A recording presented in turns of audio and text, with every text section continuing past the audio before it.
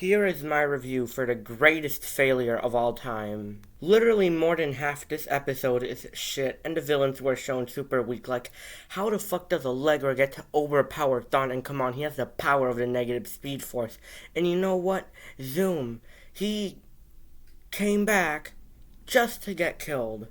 Thawne came back just to die again, and so did Godspeed. Like, how the hell did anyone get powerful enough to beat these guys? I mean, come on. Thawne has hundreds, maybe thousands of years of experience. Okay? How can he possibly get his ass kicked by Allegra? I don't understand that. The only parts I liked are Jay's cameo, Joe's, Wells's, Nora's, and Singh's. Their cameos, perfect. Okay, and I like that they brought back Caitlyn to life. Not just like, I love it, alright, because I know that we are all Caitlyn fans, and we really love this scene when she came back to life, but I do think that Frost should have come back to life too. Because, Kion, her powers are like nature or something like that. I can't really remember, right? But when she left her physical body, ice, it comes from water, alright?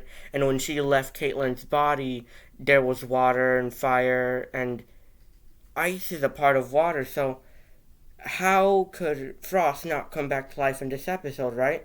The greatest part of this episode is when we get callbacks to the first few seasons. Like, come on, we can't really get much better than that. The writing is bad, or maybe even worse than the second and 10th episode, and pretty much this episode is overall shit. The CGI was good, the effects were good. The ending is good and bad, because they're probably never gonna use that ending, because come on, they brought an end to the Arrowverse, why would they continue it? They ended it. And you know what the worst part is? There's three. Okay, there is three worst parts. So Oliver spoke like he could confirm 100% that it wasn't an accident for Barry to get his powers, because he said it when Barry first got his powers. I don't think that bolt lightning struck you. I think it chose you, or something like that. And he says the same thing in season 9, but like he can confirm it. But when Barry threw that lightning bolt in the sky, we were all expecting it to hit him like him, the Barry in season 1, but that never happened. Other worst part is that season 6 and 7 did better than this episode, okay? They did better. Believe it or not, cry about it, hate me if you want, but season 6 and 7 did better. Cisco not being there, guys, come on. Cisco was not there. The show didn't even start with him, okay? Because he first appeared in Arrow when Barry was in a coma. So, he started before, well, no, not started, he appeared before the show, and then when the show first aired, he was there, and they ended it without him. That sucks. That's not only a disrespect to the character, okay, it's just a waste. Like, why bring him in, alright, why introduce him before the Flash show even airs to end it without him, alright, that's really screwed up. In fact, I would even say that if I directed and wrote this episode, I could have done better. My best friend's 4-year-old baby brother, and he watches superhero movies, and I'm pretty sure he could have done better too. So, with Caitlyn brung back to life, and the cameos and the effects, the callbacks to the first few seasons, that's good and all. But if you really, really think about what happened throughout this episode, you're going to be like, come on, this isn't even a 0, okay? This is a -1 or a -2. Because the three worst parts of the episode that I just named right now, not only are those the worst parts, but this is just as bad or maybe even worse, okay? What I'm about to name. So, with Zoom coming back, his mask looks like shit. Season 5, when they brought back Zoom, did better. And do you remember when Zoom kind of captured Jay Garrick, held him hostage for God knows how long? We expected Zoom and Jay to go at it 1v1. That never happened. Ever. I just don't understand that. How does that not happen? I don't know who directed or wrote this episode, but they screwed up.